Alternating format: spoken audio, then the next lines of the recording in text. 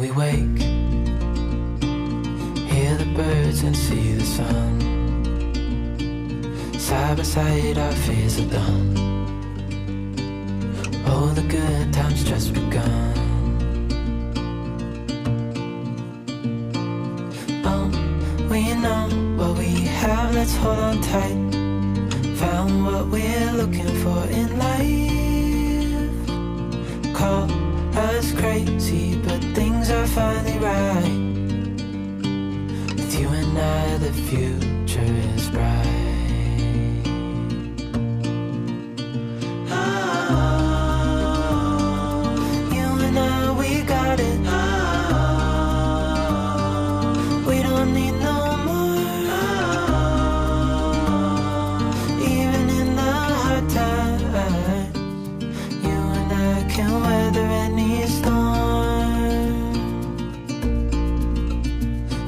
Sleep, hear the crickets, see the moon. Side by side and through. No limit to what we can do. Oh, we know what we have, let's hold on tight. Found what we're looking for in life. Call us crazy, but things are finally right. With you and I, the future is bright. Oh, you and I, we got it. Oh, we don't need no more. Oh, even in the hard times, you and I can weather any storm.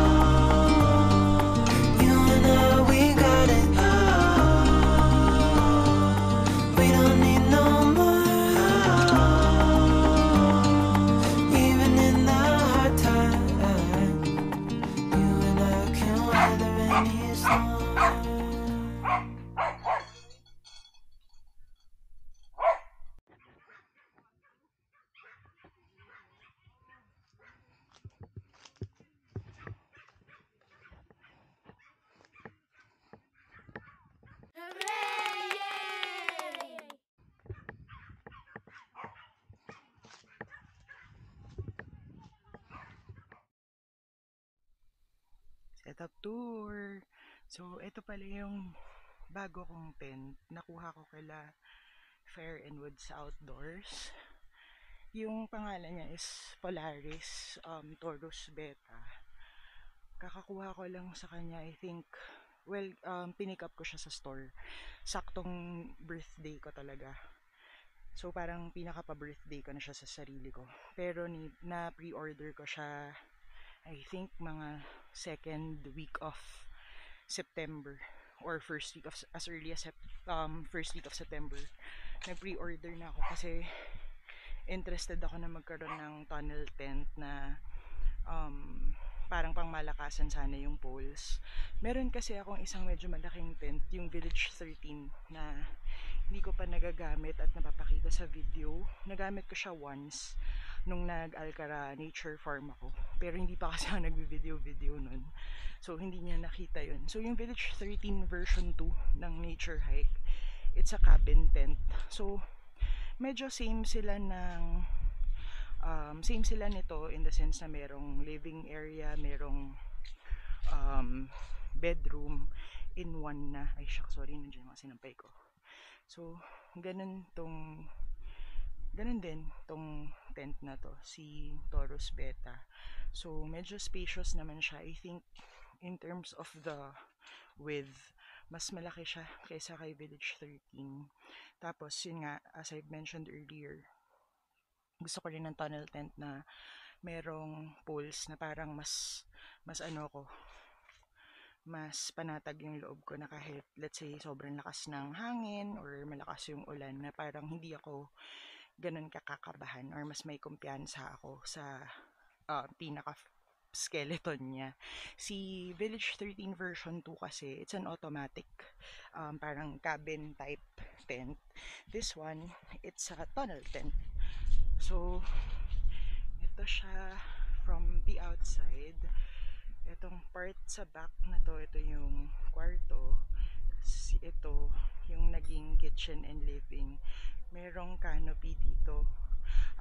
And then ito, pwede rin itong i-extend. Pwede rin naman buksan yung likod if you want this to be another parang canopy. Pero hindi ko naman siya gagawin ganun kasi since kwarto na nga yun.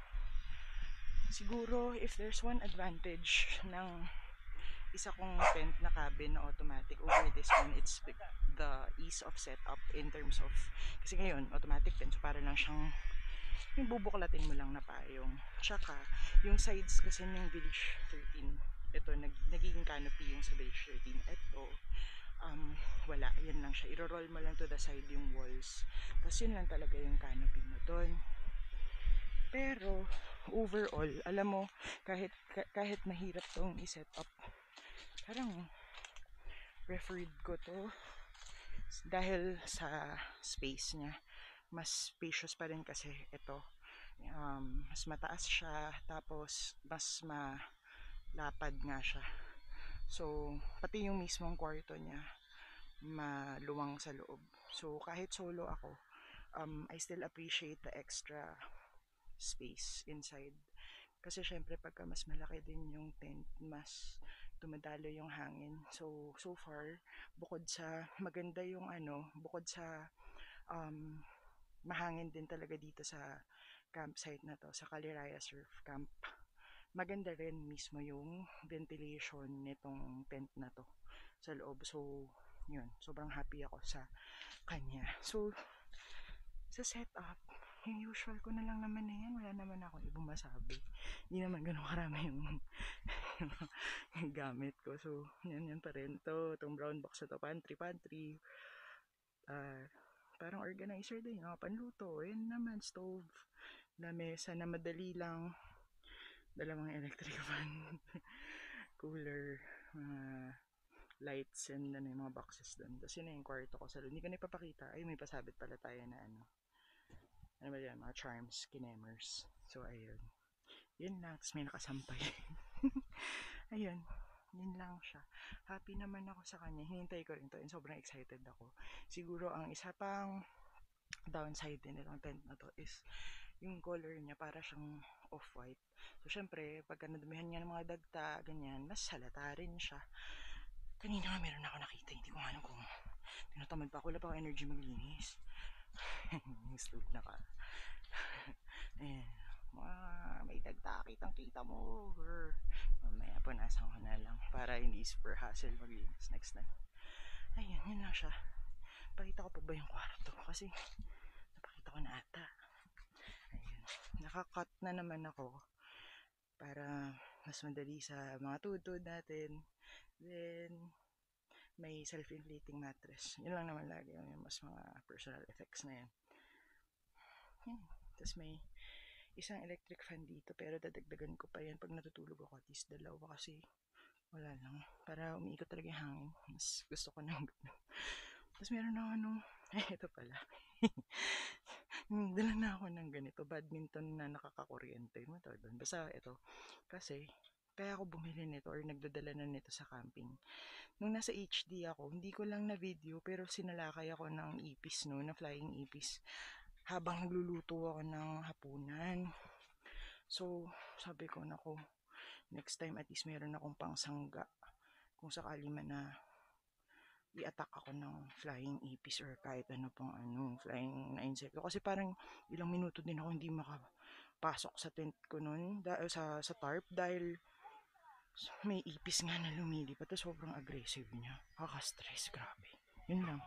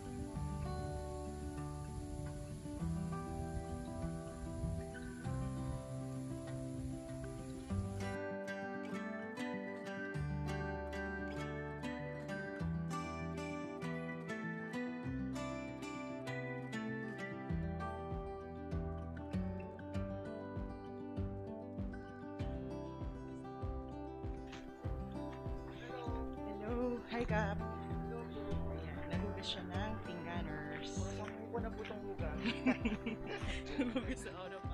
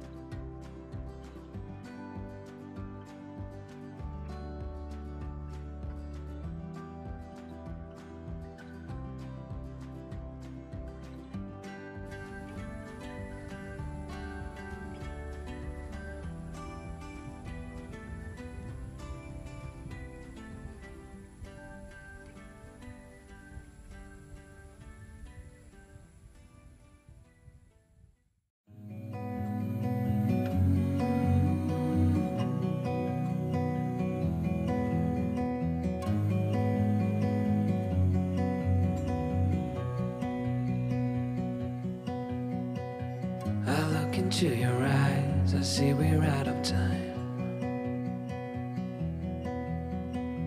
I guess no one's to blame, nobody crossed the line. I guess we couldn't see, somehow we couldn't feel.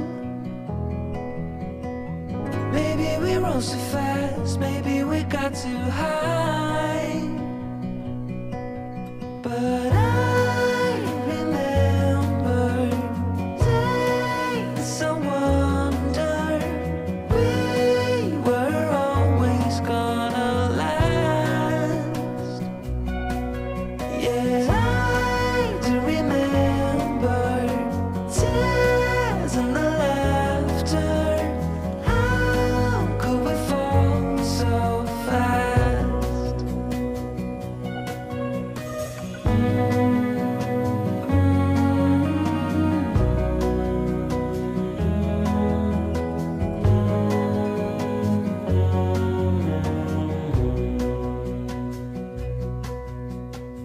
Will be no hard goodbyes, thank God we're civilized. Be gone our separate ways as we fade into gray.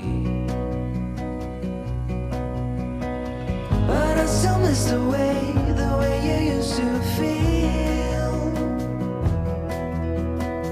Maybe we rose too fast, maybe we got too high. Yeah, I do remember tears and the laughter. How could we fall so fast and let us go? It's time to surrender now that it's ended. Nothing to say, 'cause guess we've said it all. Now why do we care to dream? Guess we wanna believe that it's not too late. And why do we care to dream? We gotta believe it is not too